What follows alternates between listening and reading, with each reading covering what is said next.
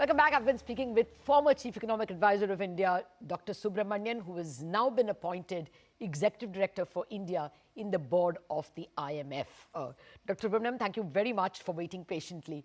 Well, let me come to the two external bugbears as I see it.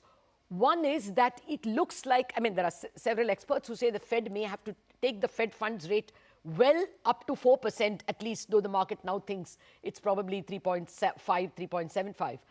And plus, crude is not really climbing down. Okay, it's not 120, 130, but it still seems to linger at the three-digit mark. Do you think these two can pose both an inflation and a growth threat? First, an inflation threat. Reserve Bank will have to respond if the currency is facing this interest rate differential, no? So here, Lata, I actually was looking at, some of the data and analyzing it carefully. As we all obviously appreciate, the exchange rate is affected by many factors.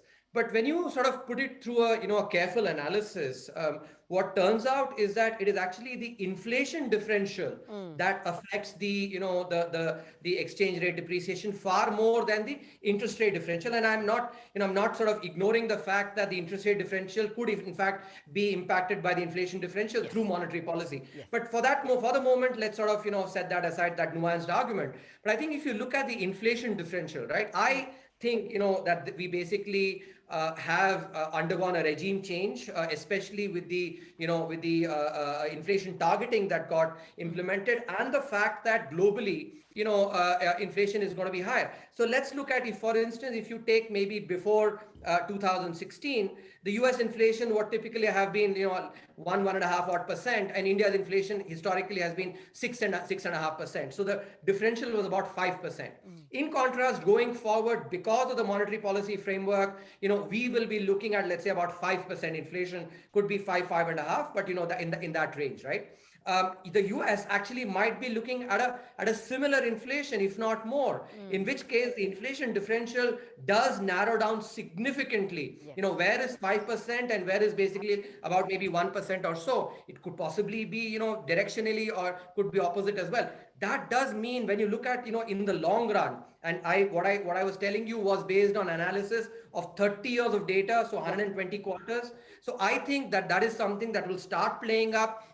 I don't think market participants have actually focused as much, in my opinion, I could be wrong, on this aspect, but long run, this is something that will matter a lot. Now, I think I've already spoken about the influence of external factors, whether it is the commodity prices or, monetary policy of the Fed. I think we tend to overblow the impact of these on the Indian economy. Fundamentally, if you look at the data, if you analyze carefully, I am not convinced that the kind of, overblowing that happens among commentators is actually demanded. Okay. No, I was not speaking so much about inflation itself as much as, say, current account deficit. If crude continues at $100, exports are also not doing that well. The last July number, exports grew by only 2% YOY because there is a recession threat in destination countries. So do you think that current account deficit is a headache for us? Yeah. No, I think so. Again, let me sort of just tweak the question a little bit, right? Why do we worry about current account deficit? We worry about it, from a macro perspective. And here again, when I was in North Block, we had analyzed this. So if you look at the crises that India has undergone, whether it is the 1991 balance of payments crisis or the taper tantrum, episodes and other episodes, even the Asian financial crisis, etc. What stands out very clearly that it is that, when India faces a triple whammy, which is current account deficit, fiscal deficit, and high inflation, that's when India becomes extremely vulnerable. That's point number one, a very, very important point for us to keep in mind. And in fact, if you look at the taper tantrum, let's take that as an episode. We were actually facing double-digit inflation for 1.5 years, every month, 1.5 years. Current account deficit was close to 6%. And our fiscal deficit was almost 300% of our peer economies. It's these triple whammy that actually led to the external sector problems. Now, I'm not sort of saying that current account deficit is not something that should we should be watching very carefully. Yeah. But again, I want to actually sort of be wise enough to actually to warn viewers to not overblow these things. I think on the fiscal deficit and on inflation fronts, I think we are doing fine. So while and a last point I would say is, when I took over as CA, I had conversations with a lot of people. Very sage policymakers said 2.5 to 3% current account deficit is something that India can take, and so in that sense also, I think we're comfortable.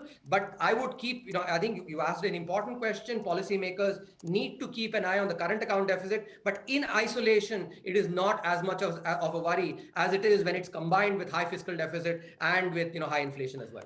Well, I take your point entirely. 2.5%, I think, was our Lakshman Rekha, and maybe 1 year we can take 3% without, shrieking over it, simply because the world is also in the same boat.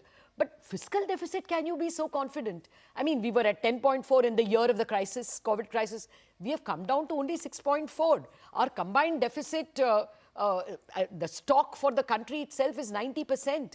That's debt to GDP.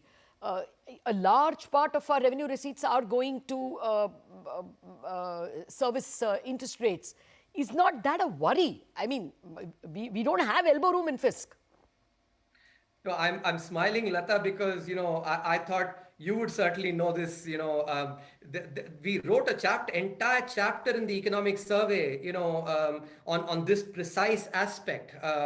Remember that debt sustainability or debt to GDP ratio is based on the R minus G differential, the difference between the nominal rate of interest and the nominal rate of growth.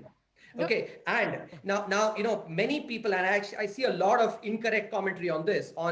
Look, it is the primary deficit and the R minus G differential that is what has an impact on debt sustainability. Fiscal deficit is just a outcome. Primary deficit plus interest payments, which basically is based on past borrowing. So many people say, oh, a large part of our our revenues are going into interest payments. That is the wrong way to look at it. As long as our growth is actually greater in nominal terms than the nominal rate of interest, debt sustainability will have only one path, which is down. And that is the right question to ask.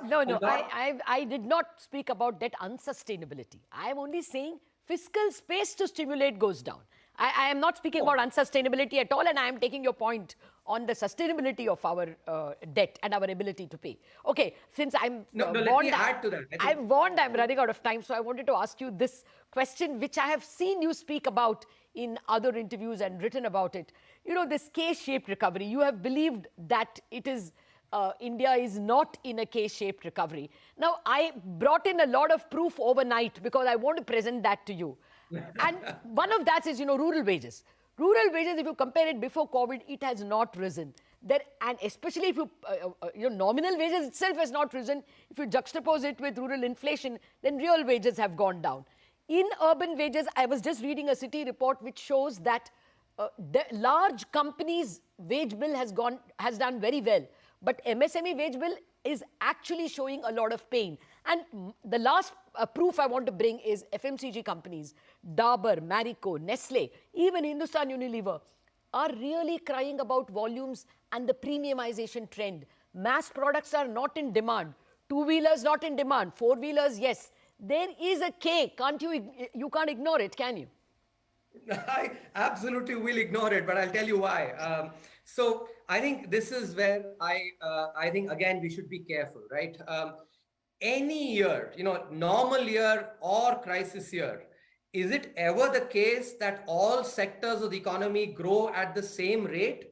Like the 5 fingers in a hand, they're actually different sizes. It is always the case that, that in the economy, different sectors basically grow at different rates. For instance, just, if you take the global financial crisis, the manufacturing sector was, indeed very, very badly affected. Services, not as much. Yes. Now, that is a fundamental aspect of any economy. So I actually find it extremely disingenuous to actually call what is basically, at the macro level, a V-shaped recovery by, saying, oh, this sector is growing more, that sector is growing less. That is disingenuous, because that is a fundamental aspect of any economy, and a large economy, a rich economy like us. Can you even expect that actually it will basically have the same uniform growth rates everywhere? I think that is just basically being in a utopian world. So absolutely will say this term is completely misplaced, and a lot of commentators, I think, without understanding it well, bring this up. It has been a V-shaped recovery if you look at the GDP growth, and these kind of features are always there in any economy, in a good year or in a crisis year.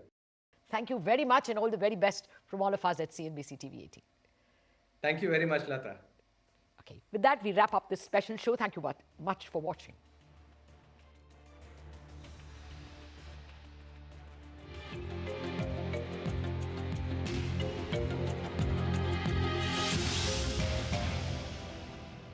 The market